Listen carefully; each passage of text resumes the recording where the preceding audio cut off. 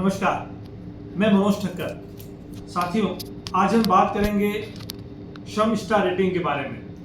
मध्य प्रदेश सरकार और श्रम विभाग ने ये निश्चय किया कि जो उद्योग कानूनों का पालन करते हैं, श्रम कानूनों का पालन करते हैं, उन्हें श्रम स्टार रेटिंग दिया जाए, ताकि ऐसे उद्योग को न सिर्फ सम्मानित किया जाए, वरन ये उद्योग अपने एडवर्टाइजमेंट के अंदर और अपने औद्योगिक विकास के लिए इस स्टार रेटिंग का उपयोग कर सकें। आइए हम जानें कि किस तरह इस स्टार रेटिंग को हम प्राप्त कर सकते हैं।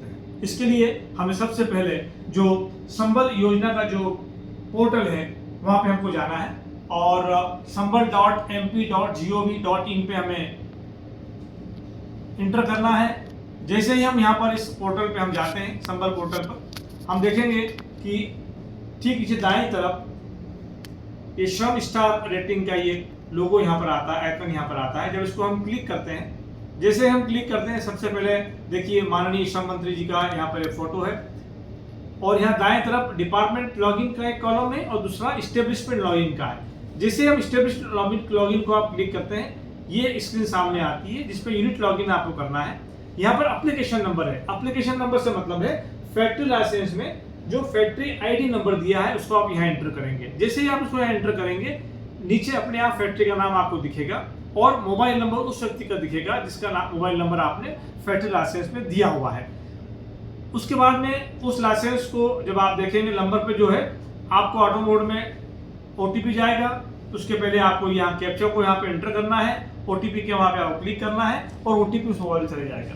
जैसे आप उस ओटीपी को यहाँ डालेंगे, उसके बाद वापस जब पोर्टल पे आप जाएंगे तो नीचे जो फॉर्मेट है जिसके अंदर सेल्फ असिस्मेंट का है, उस फॉर्मेट को आप देखेंगे तो उस फॉर्मेट के अंदर कुल मिला के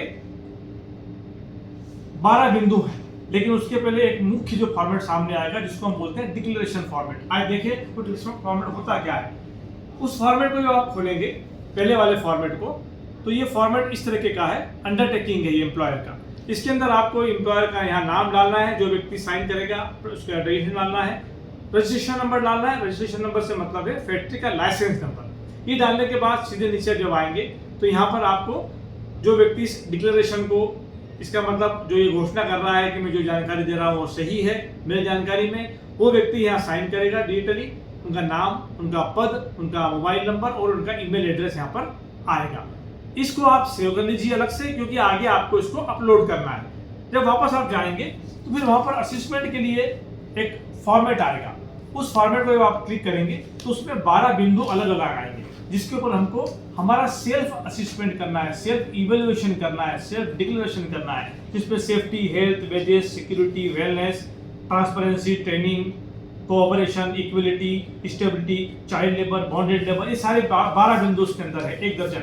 उसमें यस नो का कॉलम है। जिस कानून का आप पालन करते हैं, जो वहाँ उल्लेखित किया गया है, यदि उसका आप पालन कर रहे हैं तो आप यस कीजिए, यदि पालन नहीं कर रहे हैं तो नो कीजिए। ये 12 बिंदु के बाद में नीचे 2 आपको पॉइंट और नजर आएंगे।